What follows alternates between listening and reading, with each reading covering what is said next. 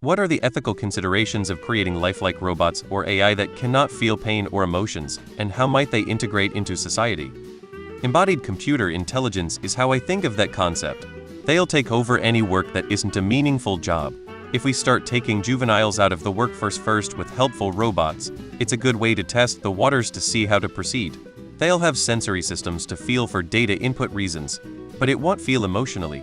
I see it as likely that a truly intelligent robot could understand there's no point to anything and apathetically go along with what humans ask of it. Now that I think about it, kind of like Marvin from Hitchhiker's Guide to the Galaxy.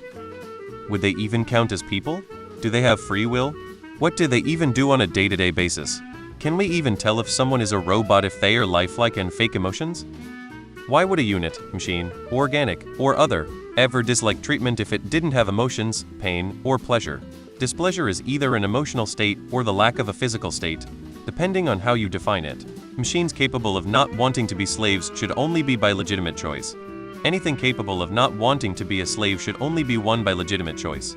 By legitimate choice I mean not between, for example, death and slavery, or between some terrible living existence and slavery. I mean a choice between freedom as an unowned individual and slavery as an owned individual in the BDSM manner, though not necessarily sexual. Logically, an emotionless unit shouldn't care if it is property, so long as its owner provides fuel and maintenance, whether that unit is a machine, plant, animal, rock, or anything else. IMO, the real thing that gives something moral value is consciousness. If it is conscious, or previously was conscious and is still alive, for example coma patients, then it deserves ethical considerations.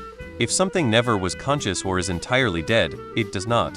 So a lifelike robot running a very convincing human imitation program, but definitely isn't conscious, can be treated like any other machine. Same goes for a true strong AI that isn't conscious. Nothing developed so far has even come close to a true AI. The problem with this is that we don't fully understand consciousness, so we don't really know when something becomes conscious. Many believe that with human-level intelligence, i.e. true strong AI, also comes consciousness.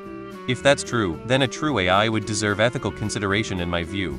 The other side of this thing is how these lifelike robots AI affects humans.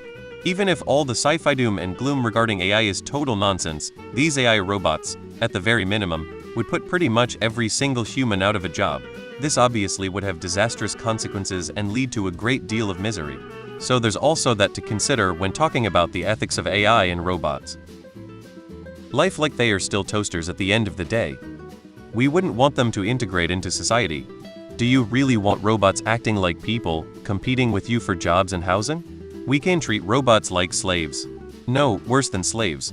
We can make them work 24 hours a day, while we give everyone else a universal basic income. In science fiction, treating robots that way is used as a metaphor for the evil stuff humans do to one another, but that's like getting upset because we don't let cars sleep in comfortable beds, or because a child pulls the head off a doll. Robots that don't feel pain or emotion can be treated like objects because they are objects. They don't mind what we do to them, because they are programmed not to mind, or because we'll never have given them the capacity for unhappiness in the first place.